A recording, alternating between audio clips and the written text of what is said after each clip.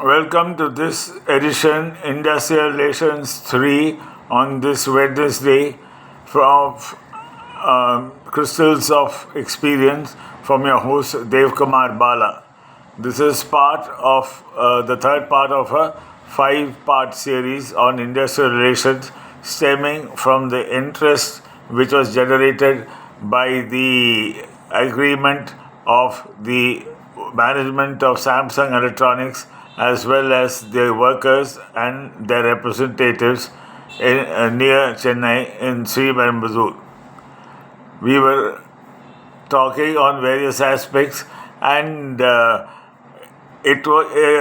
is does very rarely gets to change if one has to really think of it objectively or laterally. When we were young, especially as kids, we used to get some goodies in some form or the other, like chocolates or whatever.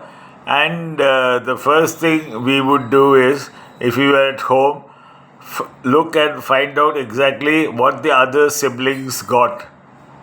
Similarly, if you were in a classroom and it was given, we will count very consciously not what we had, but what the others beside me on either side of me got.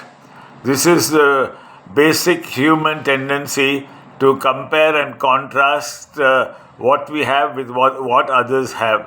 Whether we deserve it or not, or whether it is due or not, is absolutely irrelevant. The same goes with the passage of time. If this was when we were 5 and 6 years old, when we are 35 and 36 years old, the same aspect of life continues.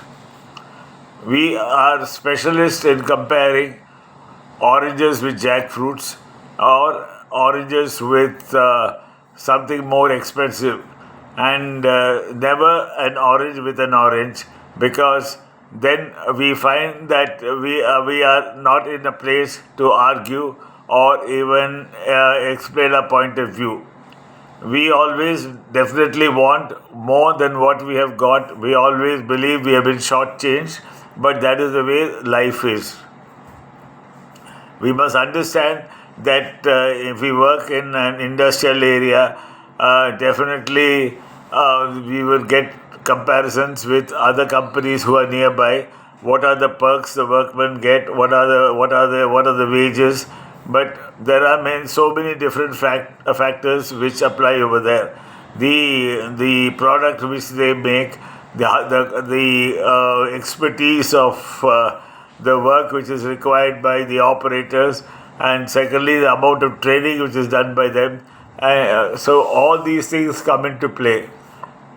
The frills of better food, a bigger family gift, a family outing, all that is added to the cost. But the idea is to give an employee some satisfaction from the mundane routine of work. But the fact is that unless the pounds and shillings are counted, no employer worth his salt is going to part with the money, and the employees must understand that comparing with others or comparing is a fruitless exercise. There is no use of my son coming home and said that I go to school in a bicycle, but my friend comes in a Mercedes Benz.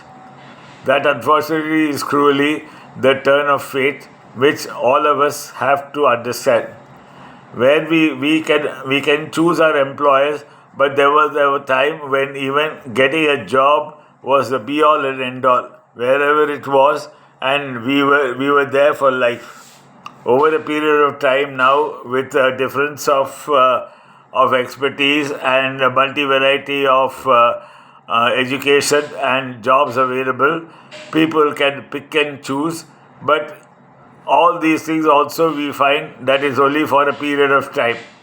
After the age of 40 or 45, one likes to drop anchor and ensure that we are safe rather than gallivant around the town and for fear of losing our job and whatever we have. The same way, we must understand that unless the employer is able to hand over the gifts his produce to his the supplier or to his ultimate customer, then he will be in business. And as long as he is in business, we are in business, and we are people who are required. There should never ever come a situation where the employers should feel that the employees are redundant or not serving the purpose. That can only be done by continuous brilliance, continuous expertise, and learning new skills.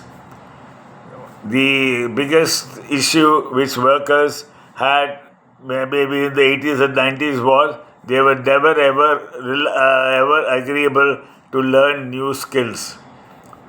Now, the way of working is that a person who maintains the machine must know the quality of the product he is manufacturing and the cost as well as the production details. It is a three-in-one job, and they cannot have a person for every aspect of the running of the machinery and the plant. Thus, they have to make themselves employable. They can be given higher wages because the complement of workmen will be reduced, and that will ensure that they have a better chance of survival in the company, and the companies will be growing because of the intelligent manner of working. The unions now also have understood that they cannot be militant, and they have to toe the line reasonably with the management, and they cannot throw the baby into the bathtub as far as the workers is concerned, and ensure that the management is not left in the lurch, but also take part in all the training activities and as well as the welfare activities with the workmen, so that the morale of the workmen gets higher and higher with each growing day, and at the end of it, a satisfied workforce is a workforce which is going to be highly productive. In fact, it is very, very clear to all of us in our working days through the 70s, 80s, and up to 2015 that if the workmen want to produce, production will happen. If the workmen do not want to do it, then even the management can stand on its head, but nothing is going to happen. That is the way of the world, and it is only the intelligent people who survive in this sort of rat race to ensure that it's a win-win situation for everybody, and we are all in business, both the employer and the employee. So good luck to all of you. We'll see you the next day, tomorrow.